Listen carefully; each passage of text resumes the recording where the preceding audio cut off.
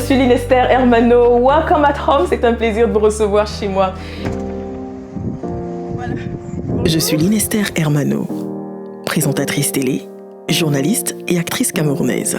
Lydia, voilà, donc très bonne fête à Lydienne Mbappé. Plus de 15 ans au service de l'audiovisuel. Pas de souci, vous pouvez entre 17h et 20h30. Music, acting, adverts and TV shows. By God's grace, I did all that successfully. Till the day, love knocks at my door. À ma passion, j'ai choisi sans hésitation mon amour et mon foyer. J'ai quitté joyeusement le Cameroun pour d'autres cieux, pour mon époux et pour plus tard mes 2 bébés. 4 ans après, voici mon quotidien, mes combats de femme. Enjoy my life as a woman and my battles so far. Aujourd'hui, c'est Lynn qui reçoit.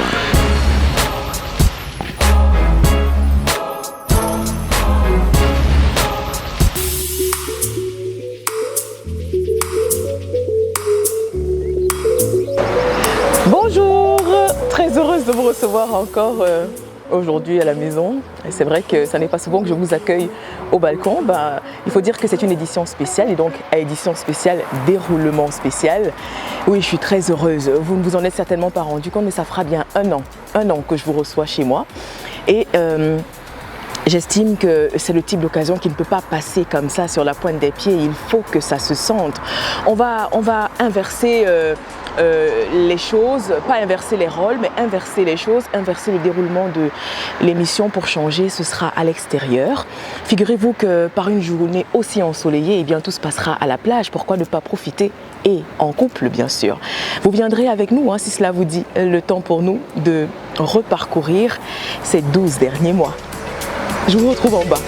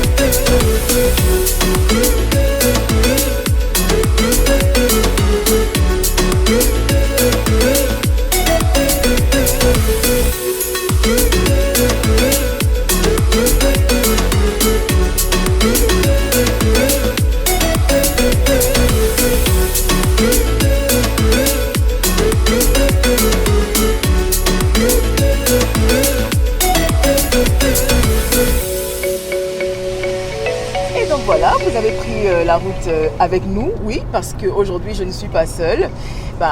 J'y vais avec mon époux, on va au stand en fait à la plage. Et j'en profite pour relever un point.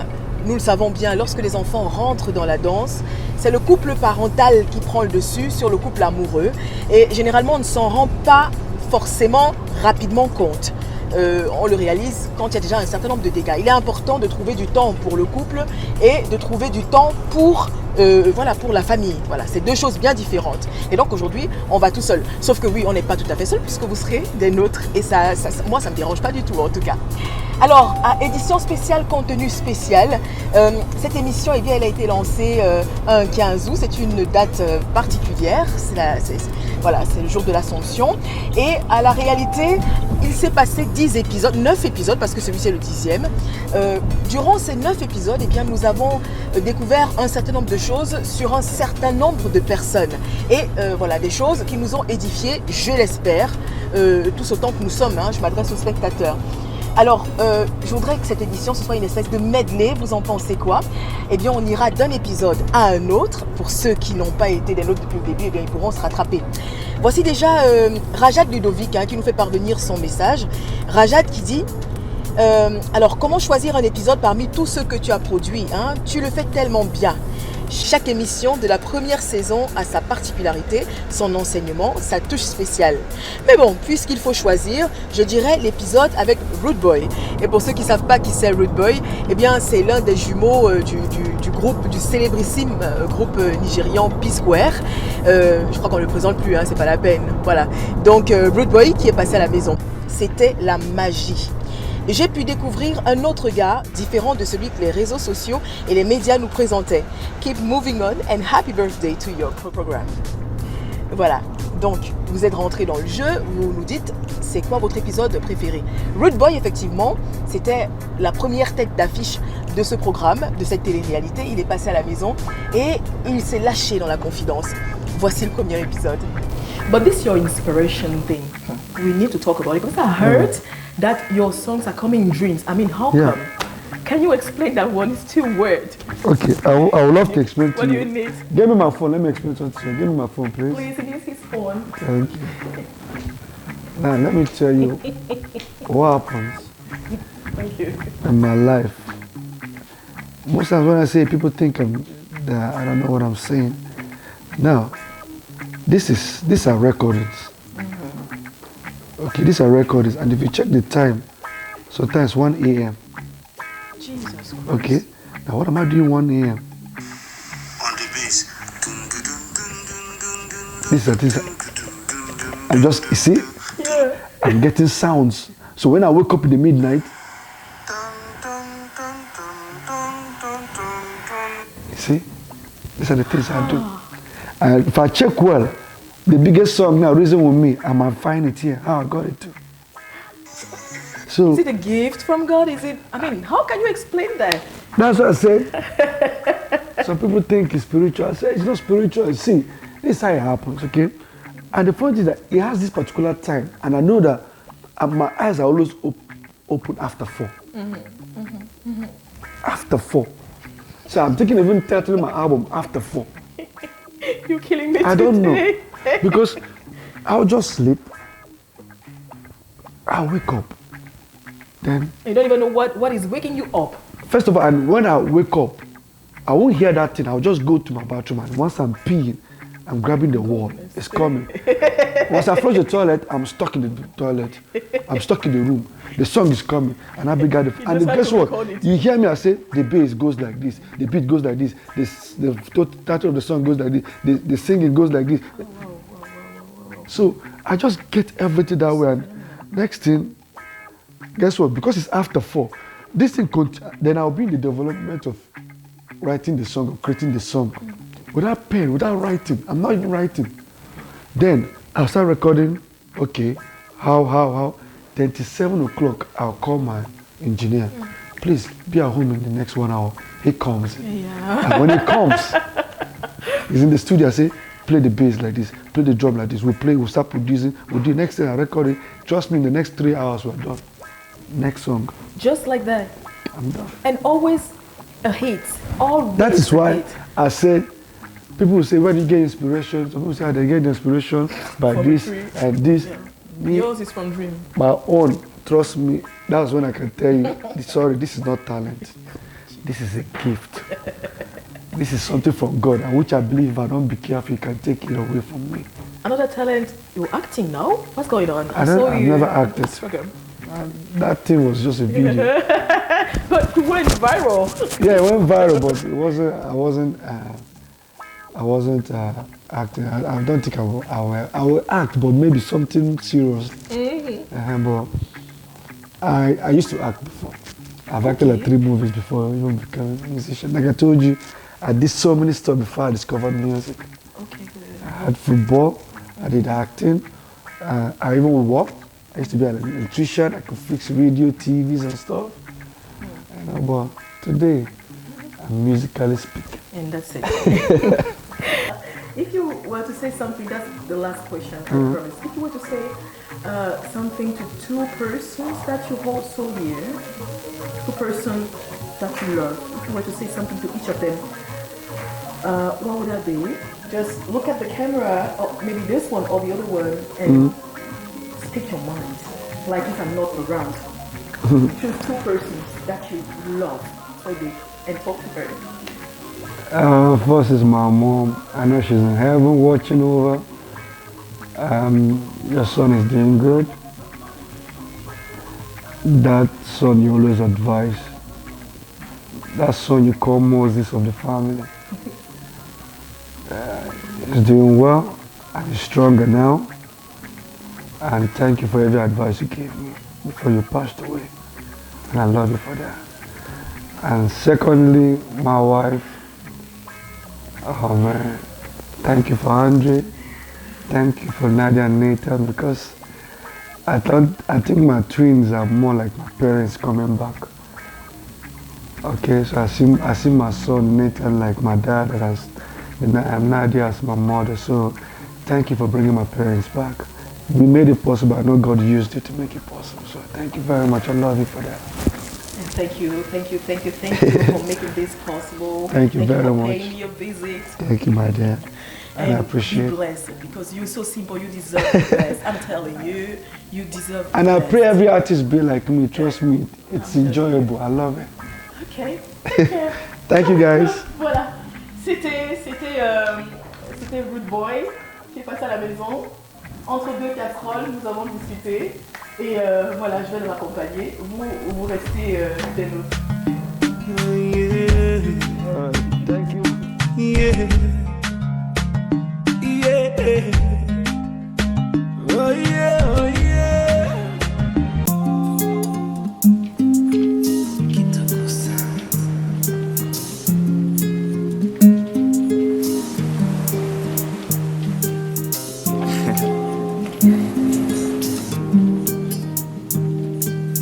Around the rings.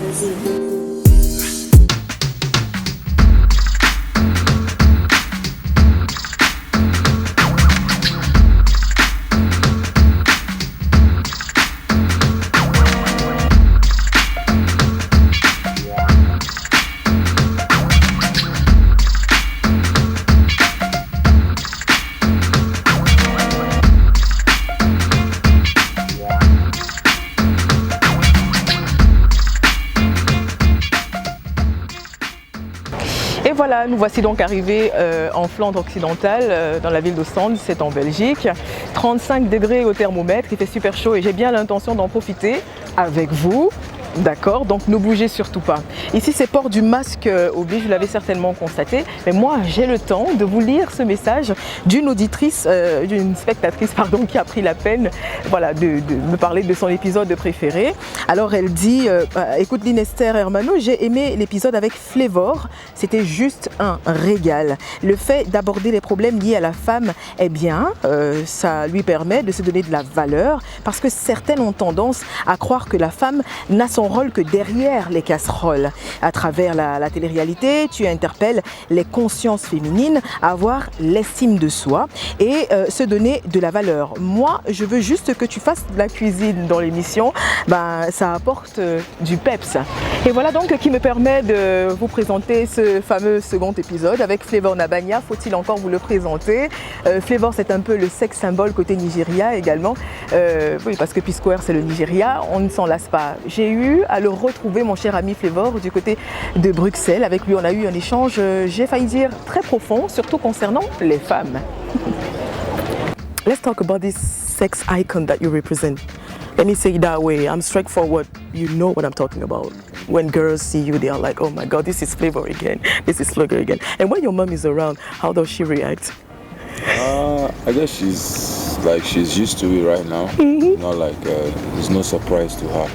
She's used to it, and you know, she never expected everything to be like this, but as time went on, she started getting used to the whole fact and like realizing that my son is actually doing something great for the people, you know, and they love him just like that. So she always tells me, now that you're on this stage, you have to keep it up, you know, and always, you know, motivate yourself in the right direction.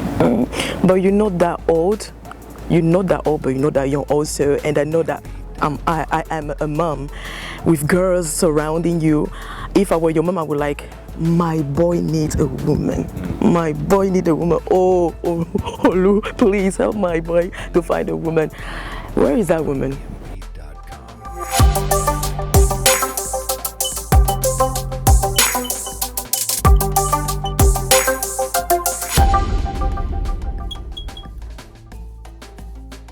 LGL Transport est un expert dans le transport de tout type de biens à travers le monde. Chez LGL, nous transportons par route vos marchandises dans toute l'Union européenne. Nous disposons chaque jour des camions Trudliner, fourgons et plateaux dans votre région. LGL Transport achemine vos conteneurs par voie maritime dans tous les ports du monde. Et depuis 2 ans, nous survolons le monde au rythme de vos exigences. LGL Transport, votre assurance d'arriver à bon port.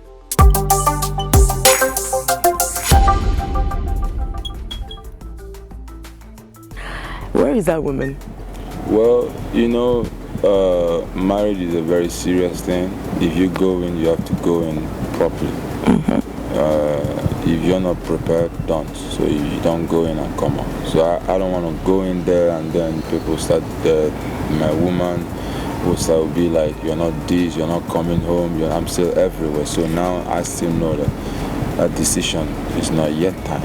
Because if I make it, I have to readjust with a lot of things. You don't just come out and get married just because your age, you feel you're old enough to. You also look at the things around you, you know. Everything has to be in place, at least 70%. So for now, everything is about my music, and that's the way it's just gonna be for now. Then till later, we can see what goes on. So let's say Flavor is available. Of course, 100%.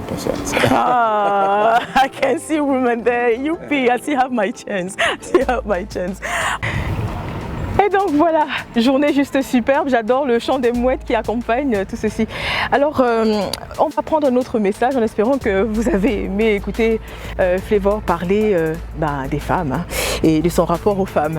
Alors je propose que l'on prenne maintenant un autre message qui va un petit peu dans le sens des précédents, c'est-à-dire qui dit un peu c'est quoi la préférence en termes d'épisode. Juline Diali, elle dit joyeux anniversaire à Céline qui reçoit, mais alors quel concept, chaque émission a sa particularité. On y apprend quelque chose quand on termine. Mais tu sais que je suis fan de ton éloquence et de tes mimiques. C'est ça qui fait Lynn.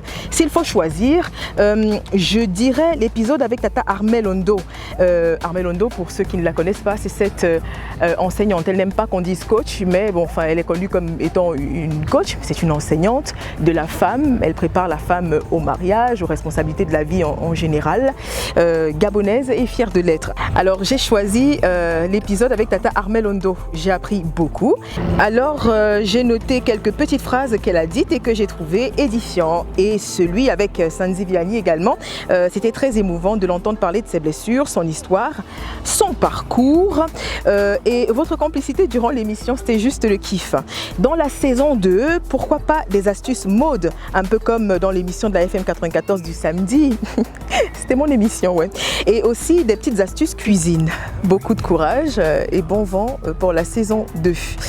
Alors on va retrouver à l'instant Armelle Ondo, justement coach. Non, elle n'aime pas qu'on l'appelle coach, on va dire enseignante Armelle Ondo. Elle, c'était du côté du Luco, la rencontre à Paris. Un moment que je suis pas prêt d'oublier, nous avons échangé énormément entre femmes, mères et épouses.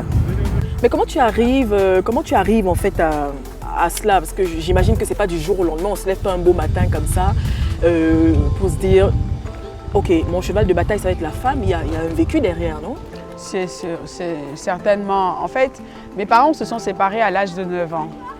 Et c'était le traumatisme de ma vie. Je suis passée du haut de la montagne au bas de la montagne. Mais c'est quelque chose que j'ai toujours voulu ignorer tout au long de mon existence. Et puis un jour, c'est ressorti, sachant que je n'ai pas voulu me marier.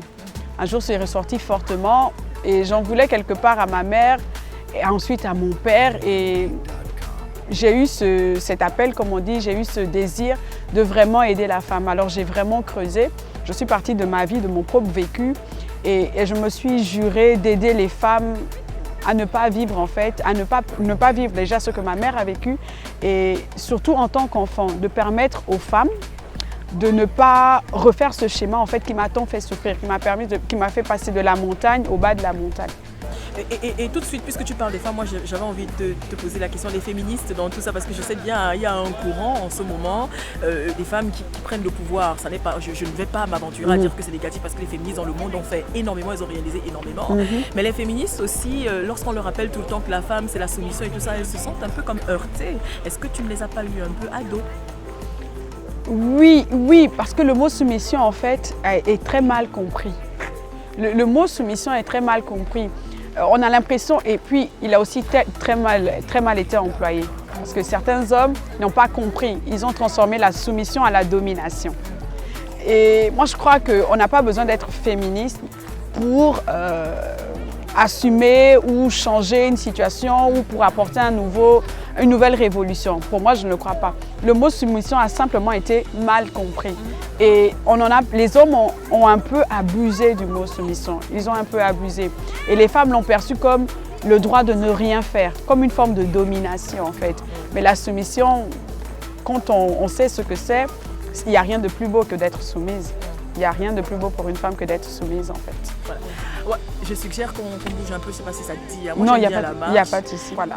Mais tu sais que mon but à moi, c'est davantage d'amener la femme à se dire qu'il y a moyen d'être tout à la fois, d'être l'épouse, d'être l'amante, d'être la mère, d'être la fille aussi, mais d'être la professionnelle, de ne pas s'oublier dans tout ça. Comment toi, tu parviens à gérer tout ça, être là pour ton époux, être à la fois sa collègue, savoir quand être sa collègue et quand être son épouse, quand être la mère, laisser la mère pour retrouver la conseillère ou la coach que tu es, d'ailleurs on va en parler. Comment est-ce que tu parviens à gérer ça et les coups de fil que je n'attends pas? Mais vas-y, te gêne pas, tu sais répondre. Hein. La réalité c'est que je suis l'épouse en tout temps. Comme je suis l'épouse en tout temps, j'ai vraiment besoin du regard de mon mari et de l'approbation de mon mari en fait. À quel point, quand on va par exemple pour un shooting photo, la seule personne qui arrive à me faire sourire, c'est mon mari. J'ai vu ça. C'est la seule personne. Je peux être devant le photographe, je vais être figée, mais il suffit que mon mari prenne l'objectif et là, je vais sourire. Donc, il a cette capacité de faire ressortir le meilleur de moi et il sait me corriger aussi. Il sait quand je dis corriger, c'est pas dans le mauvais sens, mais il sait me dire là, tu devrais améliorer ça. Et je l'accepte facilement parce qu'on défend encore le même intérêt. Et donc, je suis l'épouse en tout le temps. Je sais être professionnelle. Il faut te dire que quand je me suis lancée dedans, je ne m'autorise plus. Ma vie n'a que 4 axes de priorité. C'est-à-dire Dieu, ma relation avec Dieu, ma relation avec moi, ma relation avec ma carrière, ma mission, mon appel et ma relation avec ma famille. Ce sont les 4 axes de priorité. Et dans la journée, je dois surfer au minimum 1 heure dans les 4 axes de priorité. Est-ce que la femme aujourd'hui se tourne encore vers Dieu pour son foyer, pour ses enfants, pour voilà? Déjà pour moi, le monde est spirituel. Je ne pense pas, on se plaint, la plupart des femmes se plaignent parce qu'elles n'ont pas une relation justement de foi avec Dieu. Moi je crois et j'enseigne aux femmes, je dis, on peut être dans les 4 axes et ce n'est pas tous les jours facile. Je ne veux pas te dire que dans mon travail c'est tous les jours facile. Je ne vais pas te dire que dans ma relation avec mon époux c'est tous les jours facile. Mais je peux me reposer sur la foi justement pour me ressourcer et revenir en fait. Ou j'aime ce verset qui dit « Venez à moi vous tous qui êtes fatigués et chargés, je vous donnerai le repos. » Et c'est ce verset qui donne tout un sens à la foi chez moi. Alors je peux être fatiguée par ma mission, par ma carrière, je peux être fatiguée par mes clientes, je peux être fatiguée par le fait qu'un poste n'ait pas donné le retour que j'attendais ou mal interprété. Et la foi joue toujours un sens. C'est là où je vais déverser, c'est là où je vais échanger le fardeau contre le repos. Moi, pour moi, si toutes les femmes pouvaient prioriser leur relation avec la foi, tout irait mieux. Tu parlais de tes résultats tout à l'heure. Moi, j'aimerais bien que l'on mette le doigt sur 2 choses. La plus belle expérience depuis que tu fais des lives et que tu conseilles les femmes, et la pire aussi. Prends ton temps. Hein? La plus belle expérience pour moi, c'est quand une femme vient me voir et qu'elle me dit qu'elle veut divorcer. Et qu'au bout de quelques temps, qu'elle me dit Non, je ne vais pas divorcer. J'ai changé d'avis. J'ai changé d'avis. C'est quand une femme vient me voir et dit dans mon couple on ne met plus nos alliances et qu'au bout de quelques temps, ils remettent leurs alliances. Et la pire des situations, c'est quand un jour, par colère, j'ai défendu une femme suite à un cas d'adultère et que la femme, la maîtresse m'a appelée pour vouloir m'agresser et que le lendemain, le mari m'a appelé pour vouloir m'agresser. C'était pour moi la plus des expériences.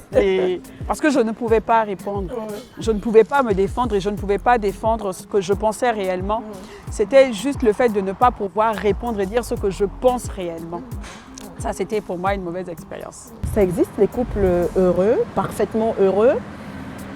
Tu crois que ça existe? Oui. Si oui, c'est quoi la recette? En quelques mots. En fait, quelques mots, ce sera difficile. Mais est-ce qu'on peut encore croire au mariage aujourd'hui? Je crois. Et si. Pourquoi? Parce que les gens, quand ils vont dans le mariage, ils se disent que le mariage fonctionne sans eux.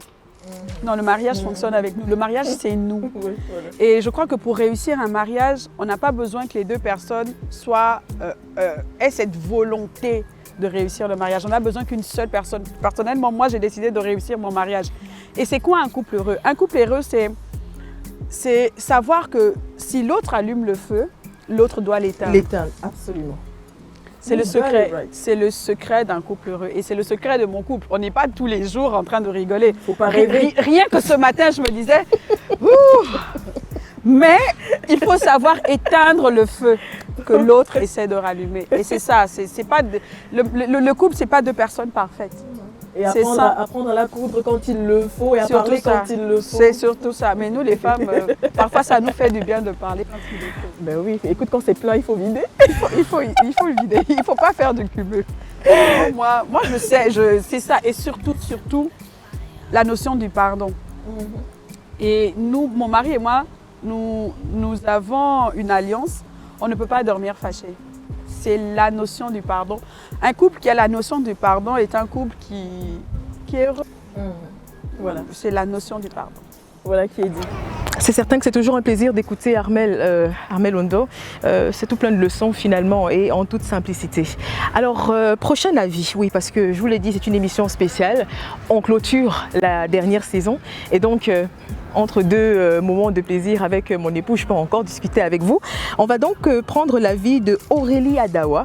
Aurélie Adawa qui dit, alors Linester Hermano, moi j'ai beaucoup aimé l'épisode avec Nathalie Makoma, Flavor, la dernière avec Soflane. Je trouve le concept très bien. Recevoir les gens chez toi dans ton intimité, il n'y a pas trop à redire, hein, mais un peu plus d'astuces beauté encore à chaque fois, j'en raffole. Il faut dire que tu es quelqu'un qui sait faire les choses bien. Et puis quand ça finit, on a juste envie que ça continue. Et certains épisodes sont moins longs que les autres, mais moi, j'adore. Merci vraiment. Et merci à toi, Aurélie Adawa. Je suggère à ta suite que qu'on aille justement à la rencontre de Nathalie Makoma. Voilà, c'est un peu du réchauffé, mais c'est toujours un plaisir d'écouter Nathalie éclater de rire, mais également raconter ses difficultés avec son poids malgré son statut de star.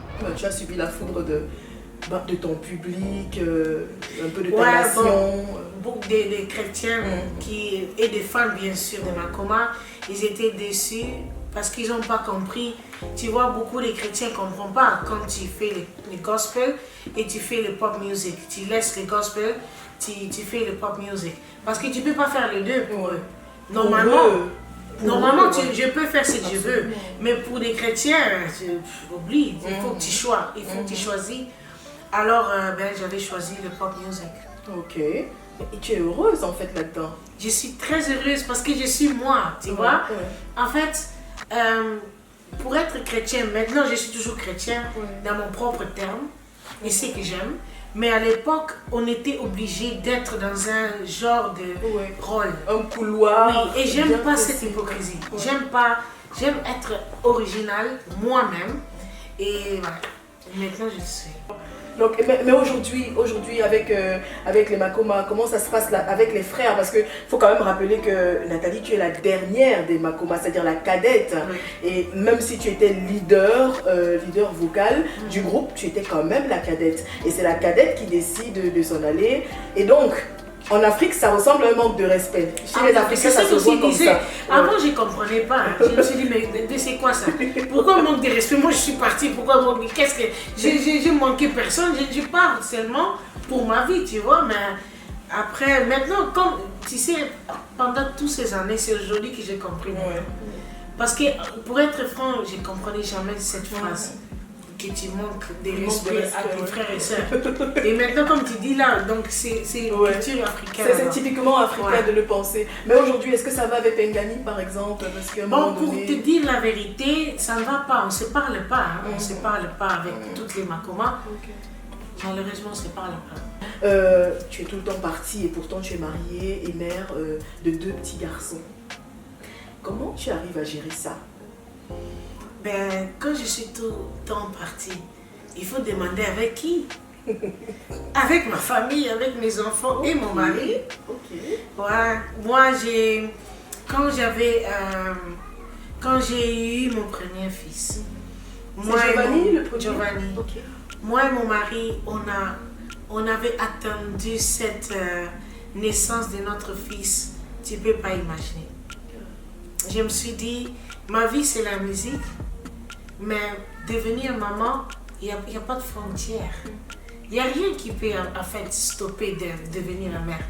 Avant, on disait si tu es maman, tu ne peux pas travailler, tu ne peux pas rien faire, tu devais rester à la maison avec tes enfants. C'est non, c'est non. Parce que quand le bébé est encore petit, tu peux le ramener partout. Mais bien sûr, ton mari devrait te supporter avec. Parce que quand tu n'as pas ton mari, là, c'est autre chose. Tu devrais peut-être organiser autre chose, tu vois. Mais si tu as ton mari, il devrait être te soutenir, te relayer, en fait. Et les chances que j'avais, ou bien mon mari est toujours là avec moi. Et aussi mon manager. Alors quand moi j'ai chanté, lui, il est avec son fils. Ouais, donc, il y avait, partout où on partait, c'était avec notre enfant.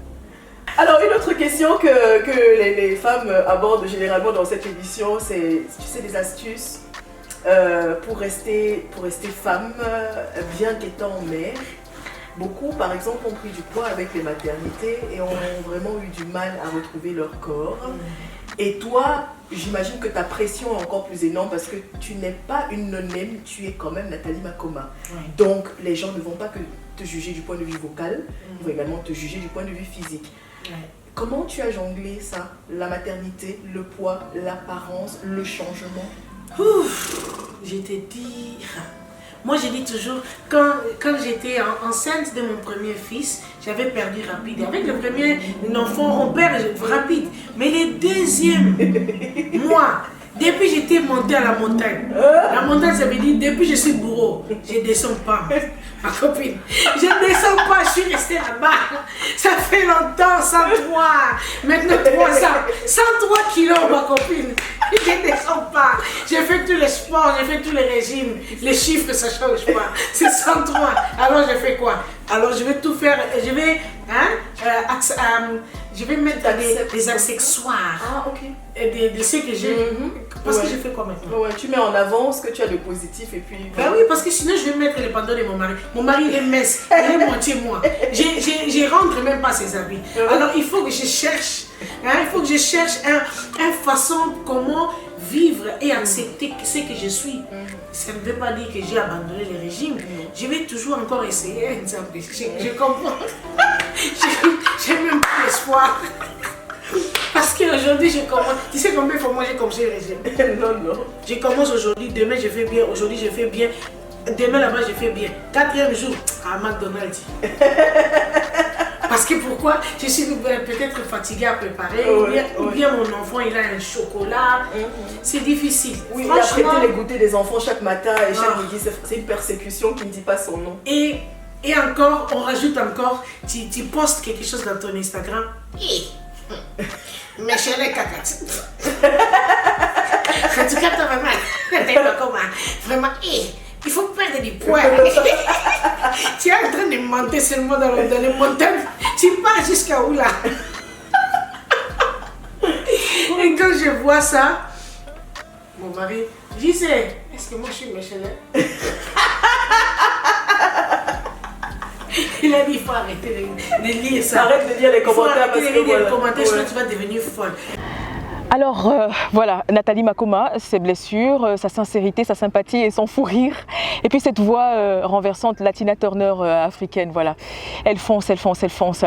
Et je note quand même que de tous les messages que j'ai reçus concernant l'émission, c'est cette requête des astuces.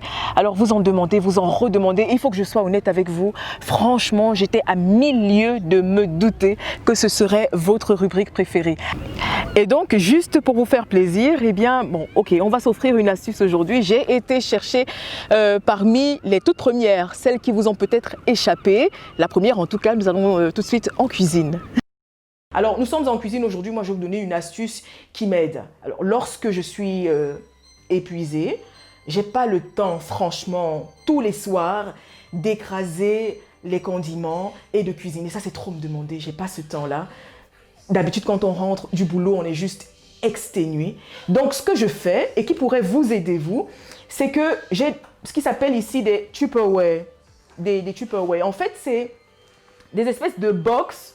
Vous avez la possibilité soit de ne pas jeter les boîtes de vos glaces, celles que vous achetez à la maison, soit alors d'en acheter qui viennent déjà comme ça avec des couleurs. Peu importe, de toute façon, tout cela va au congélateur.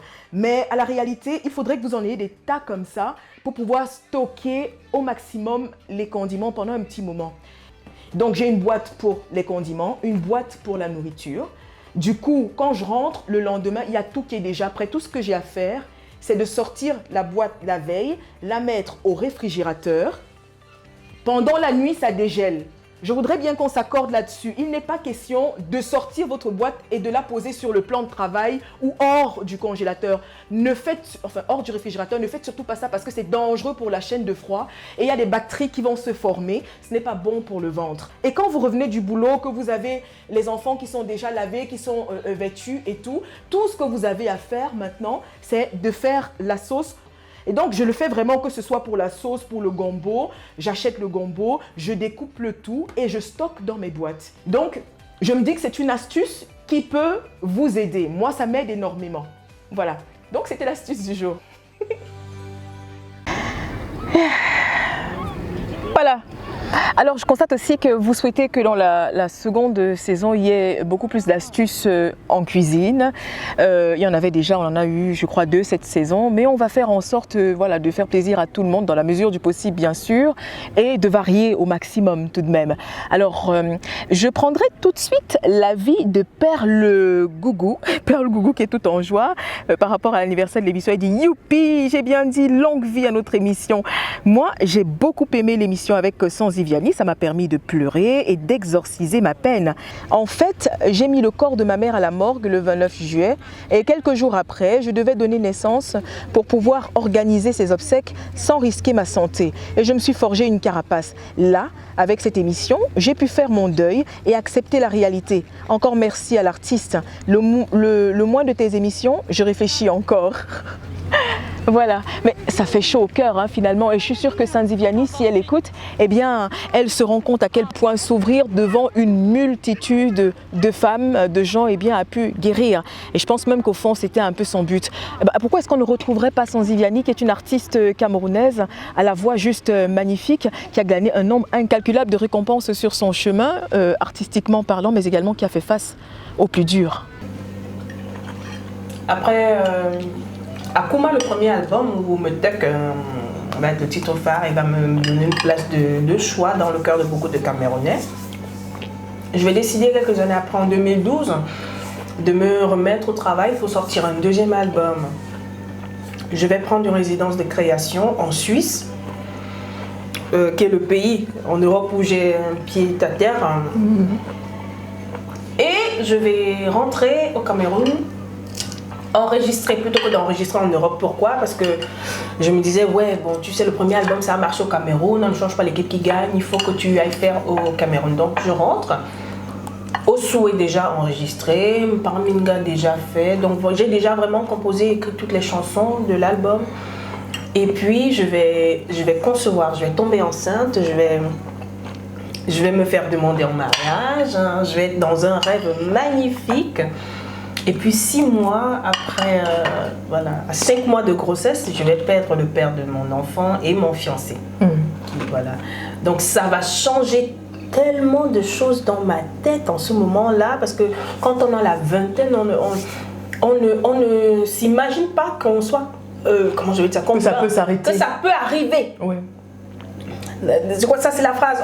On ne s'imagine pas on va passer par l'épreuve du veuvage. Parce que c'est quoi être veuve?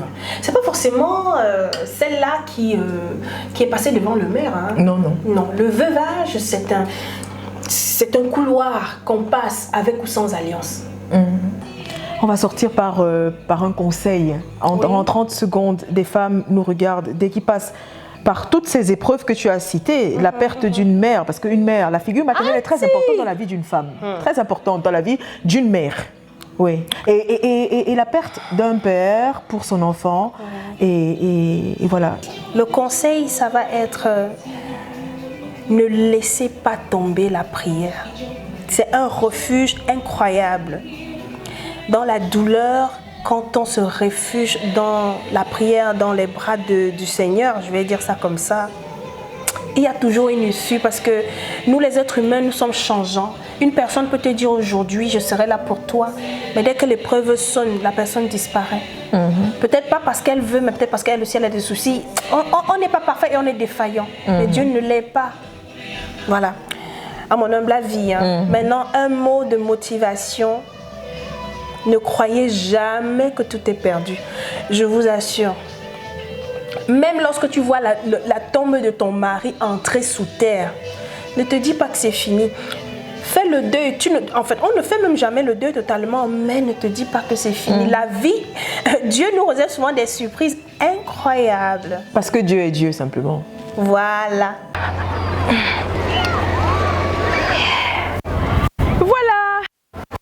J'aime trop cet endroit, c'est juste mortel. Ostende, I love you. Alors voilà, je propose à présent que l'on aborde une question assez cruciale, et ça c'est parce que Félix Epoubet nous a dit que son épisode préféré, eh bien, c'était l'épisode spécial confinement. Alors il dit que c'était très édifiant, il a sûrement fallu beaucoup de courage pour parler d'un sujet si sensible et d'actualité. Tu as su, je ne sais comment, mettre ton invité en confiance, et je suis sûre que beaucoup, hommes comme femmes, ont appris de cela. Alors voilà, ça fait plaisir, c'est le deuxième homme dans l'arène des femmes, et vous savez bien, moi je suis pour la paix des ménages et la paix des genres, donc que des hommes nous suivent et même nous soutiennent, pourquoi pas. Alors oui, il met le doigt, Félix Epoubet, sur un sujet crucial dans le monde, qui est à l'origine de pas mal de larmes. Les gouvernements du monde sont à la recherche vraiment de l'astuce. Pour l'instant, nous sommes à Ostende, et ici, port du masque obligatoire. Vous savez, j'ai le mien. Alors c'est précisément le 18 mars à midi que la Belgique est entrée de façon stricte en confinement. Et depuis le 4 juin, c'est un déconfinement progressif. Donc on va dire que cet épisode-là, oui, effectivement, il a marqué d'un coup sec, et je suggère à présent, eh bien, que nous le regardions encore. Aujourd'hui, eh bien, je reçois avec beaucoup de plaisir, dans le strict respect des règles du confinement, Huguette, ma chère Aola Huguette, Christine donc, qui va me rejoindre d'une manière assez atypique. Avec elle, on va aborder une question très sensible. Alors Huguette, j'avoue que moi, mon cœur est allé vers toi pour cette édition, pour une raison bien précise, c'est que tu as un combat particulier. Il faut dire, Huguette, que tu es souffrante d'endométriose, et que ça fait 25 ans que tu luttes contre l'endométriose. Et quand je le dis comme ça, eh bien, les femmes ne comprennent pas forcément, parce que c'est vrai que ces derniers mois, on parle beaucoup plus de l'endométriose sur les médias, mais ça n'a pas toujours été le cas. C'est une maladie qui est allée sur la pointe des pieds, qui a fait pas mal de dégâts au niveau de l'utérus, au niveau de notre intérieur de femme, et c'est à cause de l'endométriose que beaucoup de femmes ne sont pas à même d'être mères, même si au fond d'elles, elles le désirent. Alors, je le disais, ça fait 25 ans que tu en souffres, aujourd'hui tu as 38 ans, et je voudrais que tu nous parles de ce combat, de ces règles super douloureuses avec lesquelles tu as dû faire. Tu l'as très bien dit, c'est une maladie vraiment qui tourne autour de la douleur. le principal symptôme même de la maladie, c'est la douleur. Déjà, tu peux t'imaginer lorsque tu as un petit bobo à la maison, comment ça se passe les heures qui suivent. Comment c'est pas évident de vivre avec, mais imagine-toi donc de devoir vivre avec une douleur présente nuit et jour pendant plusieurs années. Alors, ça n'a pas du tout été facile, ce n'est même pas facile parce que je continue à combattre la maladie, c'est pas du tout facile. Les débuts, en plus du fait qu'on ne savait même pas au départ ce que j'avais, il y avait la jeunesse également dedans, et puis il y avait toute cette incompréhension qui rendait la gestion de la chose vraiment difficile. J'ai eu mes premières règles, j'étais juste avec mon papa, et j'avais pas eu déjà de préparation psychologique avant ça. Donc franchement, pour moi, au départ, c'était deux choses à gérer au même moment, c'est-à-dire la survenue des règles, mais en plus la survenue des règles douloureuses, parce que je ne savais pas déjà ce que c'était. En plus, il fallait souffrir. Comment est-ce que ça allait se passer? Je ne savais pas. Donc, ça n'a pas été facile. Mais bon, à l'époque, mon papa, avec les plus d'informations qu'il avait, avec l'aide d'amis qu'il avait également, d'amis femmes qu'il avait, ils essayaient autant qu'ils pouvaient de m'expliquer ce par quoi je passais, mais en me disant ça va aller, t'en fais pas, quand tu auras ton premier enfant, ça va se calmer, etc.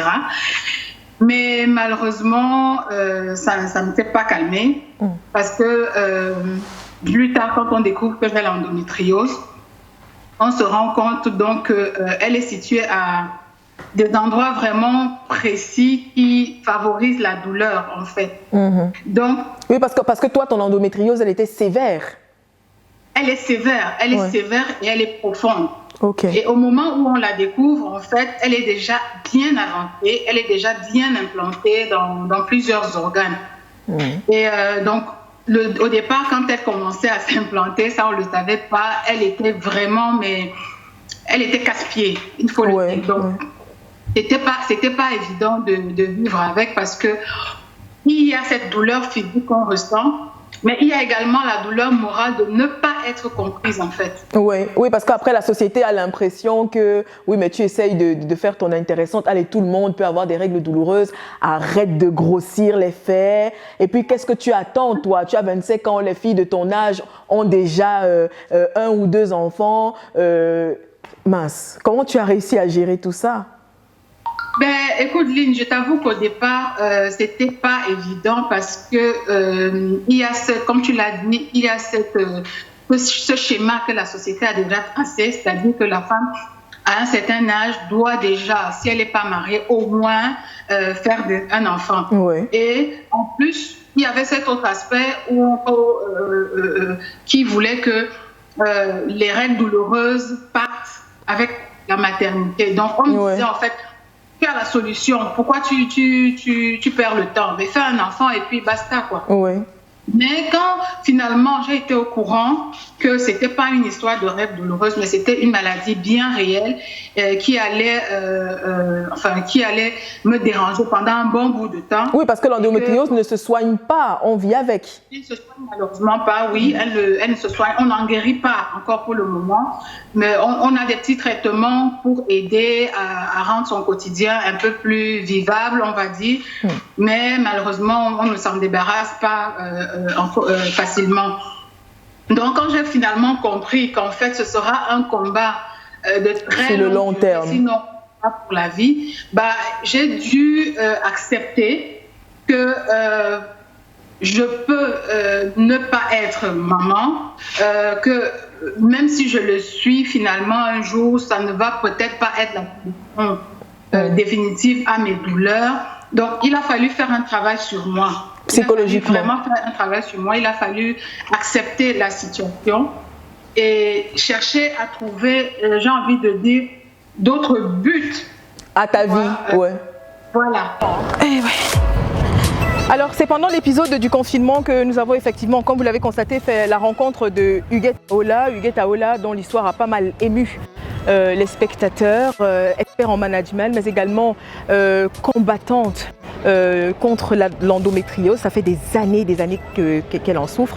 Et c'est parce que Huguette en a parlé qu'après son passage, eh bien, on a reçu nombre de messages, vraiment nombre de messages de femmes qui disaient « Merci, maintenant je fais attention à ce que j'ai, je vais aller me faire diagnostiquer. Ah oui, je souffre de l'endométriose et c'est douloureux, mais grâce à la force qu'elle nous insuffle, eh bien, on va tenir. Go, go, go, Huguette !» Épisode tout aussi touchant que celui qui va suivre. Hein. On est encore en plein confinement en Belgique et là je vais recevoir Bertie Ngongon Chanchou qui est chef d'entreprise mais également jet-setteuse reconnue dans toute l'Europe. Bertie Ngongon en fait qui a connu l'épisode Covid-19. Elle sait ce que c'est puisqu'elle en a souffert et avec elle ses frères et sœurs. Bertie qui a accepté de partager avec nous eh bien, son témoignage. Je pense avoir contracté le virus lors de mes déplacements. Donc, c'était le week-end du 8 mars. Donc, je me suis déplacée du côté de la Suisse. Et par après, bon, c'est vrai, j'ai continué mon travail et tout. Donc, mais je pense que c'était entre ce week-end-là et la suite. Donc, j'ai commencé les symptômes 12 jours plus tard. Donc, j'ai commencé d'abord par les maux de tête, la fièvre, la gorge qui faisait mal. Puis le rhume, ensuite je toussais énormément. Voyant ces symptômes, pour moi c'était normal, je n'ai pas paniqué, je ne pensais pas. Mais après j'ai commencé à avoir très mal au niveau des articulations, donc j'ai contacté mon médecin traitant en le lui signalant. Et la première question qu'il m'a posée, il m'a dit « Est-ce que vous avez été en contact avec quelqu'un atteint du corona ?» Et je lui ai dit oui, j'ai été en contact avec des personnes qui sont atteintes du corona. Donc, il m'a dit, écoutez, allez en pharmacie chercher du paracétamol, prenez du paracétamol, mais contrôlez bien votre température et les autres paramètres. On verra en fonction de l'évolution. Donc, rappelez-moi si ça ne va pas en fin de journée ou le lendemain. La chose a été faite, donc je suis allée directement en pharmacie chercher le paracétamol. Et il y a quelque chose qui m'a intriguée au niveau de la pharmacie parce qu'une fois que j'arrive en face, la porte était fermée et il y avait une note affichée sur la porte. Si vous avez les différents symptômes, donc les symptômes qui étaient décrits, c'était exactement ceux que j'avais, à savoir les maux de tête, le mal de gorge, la toux, le rhume. Il ne faut pas entrer dans la pharmacie. Donc, par précaution, avant d'aller en pharmacie, j'ai quand même mis un masque parce que je me suis dit, on ne sait jamais. Et la dame, elle a ouvert la porte, elle m'a demandé d'entrer. Je lui ai dit, écoutez, j'ai les symptômes. Elle m'a dit, non, vous devez rester à l'extérieur. Donc, elle m'a demandé ce que je voulais, je lui ai dit. Et elle m'a servi à travers la petite fenêtre de la pharmacie. Donc, je suis revenue chez moi. J'ai pris du paracétamol. Et je pense 2 à 3 heures après, c'est là où j'ai commencé vraiment à me sentir très mal. J'avais mal partout aux articulations, le nez n'arrêtait pas de couler, je n'arrêtais pas de tousser. C'était vraiment, j'avais horriblement mal à la tête et la fièvre continuait à se développer. C'est là où je me suis dit, tiens, qu'est-ce qui se passe? En fin de journée, donc j'ai contacté ma soeur qui fait partie du corps médical, je lui explique les symptômes. Elle me dit, écoute, téléphone aux urgences, c'est sûrement, je pense que c'est le Covid. Il est certain que le coronavirus nous a imposé la distance, mais certainement pas le désamour. Nous avons été distancés, mais pas séparés. Et je suis de ceux qui pensent que, quel que soit le virus existant, il y a moyen de garder sa flamme allumée, garder sa passion vivante. Et moi, ma passion, eh bien, c'est le journalisme. Je n'ai pas arrêté un seul instant. J'ai même fini par apprécier les interviews à distance. On va parler du dernier épisode qui a fait boum. Apparemment, c'est le préféré. Les messages n'arrêtent pas de tomber, qui parlent de l'édition spéciale Ventre plat. Joyeux anniversaire HBD, Tataline. Ah, que dire encore? Tout ce qui vient de Dieu est magnifique. Nous te disons également merci pour cette belle initiative. Moi, l'émission qui m'a le plus marqué est la toute récente avec Tata Soflane. Soit dit en passant, Soflane Kenyé, c'est une icône de la télévision camerounaise et finalement africaine puisqu'elle est connue hors des frontières camerounaises. Voilà, qui a perdu 50 kilos en 2 ans et qui désormais représente cette lutte contre le poids. Et donc, l'émission toute récente avec Tata Soflane, voilà, spécial ventre plat. J'ajouterai l'intervention de la dame qui a des problèmes de menstrues et de conception. Là, c'est Huguette Aola. Je souhaiterais que tu puisses ajouter la rubrique conseils pour les femmes, pour mieux garder leur ménage. Et bref, que le Seigneur continue de t'illuminer parce que tu es née pour briller, ma belle. Ah, ça, c'est trop gentil. Voilà, effectivement l'épisode avec Soflane Kenyé, ma consoeur et sœur et amie, voilà, c'est l'épisode pour l'instant qui fait véritablement parler de lui. Pourquoi? Parce qu'il semblerait que les femmes aient ce problème en commun, le ventre plat. Et donc il y a eu pas mal d'astuces et je propose que l'on revive les temps forts de cet épisode-là. J'espère que vous apprécierez encore. Et mon astuce vraiment préférée, c'est cette bouteille d'eau au réveil. C'est-à-dire que la première chose que je fais quand je me réveille, c'est que je prends 1 litre d'eau, pas un verre, 1 litre d'eau. C'était d'abord ça, 1 litre d'eau. Ensuite, mon petit déjeuner, c'était le fruit, un fruit. Et maintenant, ma tasse de lait, puisque dans l'imagerie populaire, boire du lait permettrait à la femme d'avoir plus de lait dans son sang. Exactement. C'est du grand n'importe quoi. Hein. Rien à voir. C'est juste dans la tête, mais c'est faux. Donc, j'avais d'abord des fruits après mon petit déjeuner. Et donc, lors du déjeuner, je fais très attention. Pas beaucoup de féculents, parce que généralement, c'est les féculents qui font gonfler le ventre. Donc j'évitais vraiment les féculents. Je prenais juste un tout petit peu pour avoir l'énergie nécessaire au cours de la journée, mais j'évitais. Et le soir, j'avais un peu comme toi, comme devant toi là maintenant, j'avais un smoothie. Un smoothie composé d'une pomme verte, du persil, du céleri et du gingembre. C'était mon dernier, les graisses, voilà, je mixais tout ça et je buvais. C'était vraiment mon dernier repas de la journée. À toutes les femmes qui regardent et qui des fois ne se reconnaissent plus après avoir donné naissance, toutes ces femmes qui ont l'impression qu'elles ne sont plus elles-mêmes ou bien qu'elles ne sont plus désirables, je les exhorte à vraiment discuter, à communiquer avec leur partenaire, à demander à leur partenaire quelle est la vision que ce monsieur-là a de sa charmante dame. Et elles seront vraiment étonnées. Parfois, le plus dur, c'est dans notre tête. Hein. Le plus dur, c'est nous-mêmes qui créons tout cela. Parfois, notre conjoint ne nous voit pas comme ça. Et donc, c'est important de discuter avec lui et bien sûr de faire des efforts pour changer physiquement.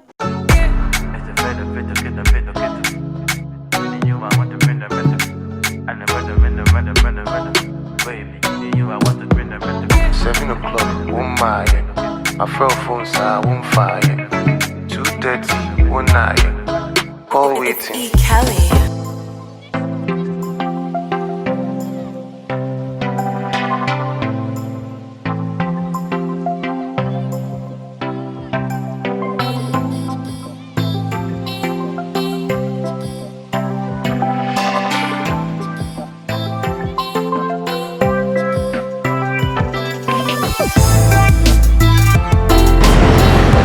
La première saison, donc, le moins qu'on puisse dire, c'est que c'est plein d'émotions. Moi, je suis très émue de réaliser le chemin parcouru. Je veux dire que quand on est au cœur de l'action, on ne se rend pas forcément compte de tout ce qui est fait, de tout ce qui est dit, et toutes vos remarques, tous vos messages d'encouragement m'ont apporté à moi, en tout cas, beaucoup. Je note également que vous nourrissez énormément d'attentes par rapport à cette télé-réalité, cette aventure, qui n'est finalement pas qu'une histoire de détente, elle est surtout curative. Vous m'avez dit tout le long de vos messages que ceci vous a apporté énormément en termes de confiance en vous, ceci vous a apporté par rapport au fait que vous avez réalisé que vous n'êtes pas les seuls à vivre un certain nombre de difficultés. Vous m'avez également dit que vous attendez de la seconde saison énormément, vous brillez, qu'il y ait davantage de cuisine, davantage de conseils beauté. Vous attendez également que l'on parle ici, qu'on échange des astuces sur comment garder son homme, comment garder sa maison malgré les enfants, comment rester femme, rester sexy. Bref, une prolongation de la première saison, tout en amélioration. J'aurais besoin de vous pour arriver à relever ce nouveau défi. C'est grâce à vous que le premier a été relevé, à vous. toute mon équipe parce qu'elle est immense. Mais j'aurais encore besoin que vous soyez des nôtres lorsque nous lancerons la deuxième saison avec vos remarques, vos critiques, vos suggestions. C'est un cocktail qui permet d'arriver à un résultat encore meilleur que celui-ci. Et donc, permettez que je lève mon verre à cette dynamique équipe que vous ne voyez pas parce qu'elle est très grande, parce qu'elle fait le tour des différents continents, mais parce qu'elle est très soudée également. Vous en faites partie. C'est en votre honneur, en notre honneur que je lève ce verre de champagne. Et je vous dis rendez-vous à la deuxième saison.